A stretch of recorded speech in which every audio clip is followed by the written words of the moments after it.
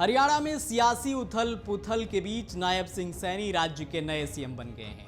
नायब सिंह सैनी पिछड़ा वर्ग से आते हैं। वे अक्टूबर 2023 में ही राज्य के नए प्रदेश अध्यक्ष बनाए गए थे, यानी कि 5 महीने बाद ही वे सीएम की कुर्सी की रेस तक पहुंच गए हैं। कहा जा रहा है कि बीजेपी ने राजनीतिक समीकरण को ध्यान में रखकर सैनी को एक और बड़ी जिम्मेदारी देने का फैसला लिया है। सैनी ओबीसी समुदाय से आते हैं और खट्टर के बेहद करीबी माने जाते हैं।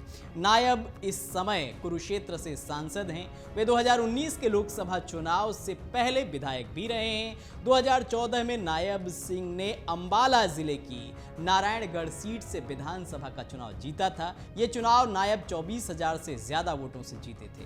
बाद में खट्टर सरकार में मंत्री बनाए गए। जब 2019 का चुनाव आया तो पार्टी ने नायब को बड़ी जिम्मेदारी सौंपी और कुरुक्षेत्र से टिकट देकर चौंका दिया था। तब भी नायब सिंह संगठन के भरोसे पर खरे उतरे। 2019 के लोकसभा चुनाव में नायब को 6,88,629 वोट मिले। उनके प्रतिद्वंदी कांग्रेस उम्मीदवार निर्मल सिंह आधे वोट भी नहीं पा सके। निर्मल को 3,04,038 वोट मिल सके थे।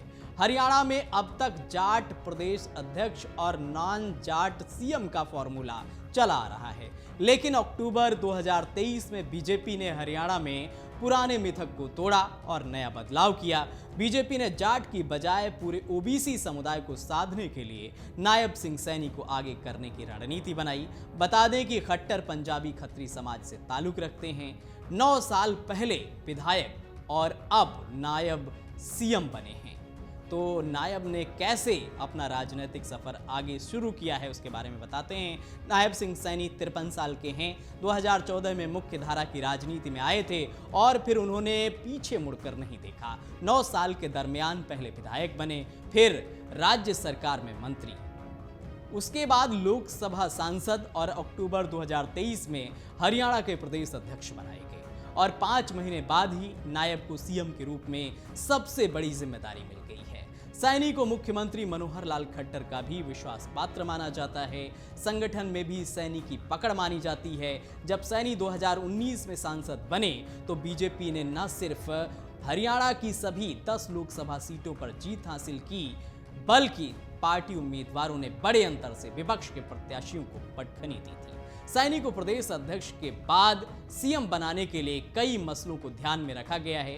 कांग्रेस नेता राहुल गांधी लगातार जातिगत आरक्षण का मुद्दा उठा रहे हैं और ओबीसी समुदाय को लेकर बीजेपी की घेराबंदी करने में लगे हुए हैं। हरियाणा में ओबीसी समुदाय का दबदबा है। खासतौर पर जाट लैंड में बीजेपी अपनी पकड़ को ढीला नहीं होने देना चाहती है। सैनी जिस कुरुक्षेत्र सीट से सांसद हैं, वहां जाट वोटर्स की संख्या सबसे ज्यादा है। यही वजह है कि पार्टी ने कम समय में ज्यादा पॉपुलैरिटी पाने वाले नायब सिंह सैनी को सबसे बेहतर चेहरा माना।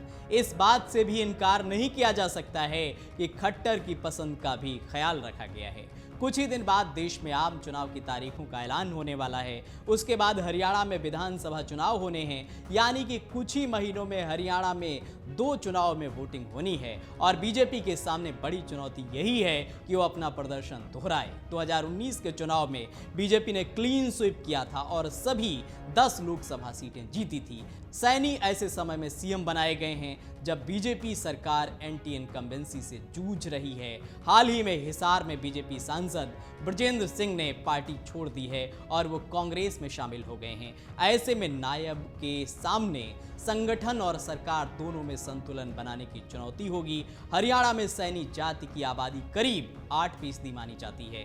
कुरुक्षेत्र, यमुनानगर, अंबाला, हिसार और रेवाड़ी जिलों में अच्छी खासी संख्या है।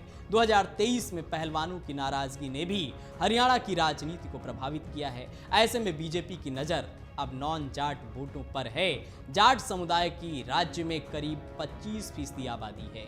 चुनाव में ये समाज किंग मेकर की भूमिका में देखा जाता है। बीजेपी से लेकर कांग्रेस तक जाट समाज को साधने में कोई कोर कसर नहीं छोड़ते हैं। हरियाणा सरकार के आंकड़ों के मुताबिक राज्य में पिछड़ा वर्ग की आबादी 31% है, जबकि अनुसूचित जाति की संख्या 21% है।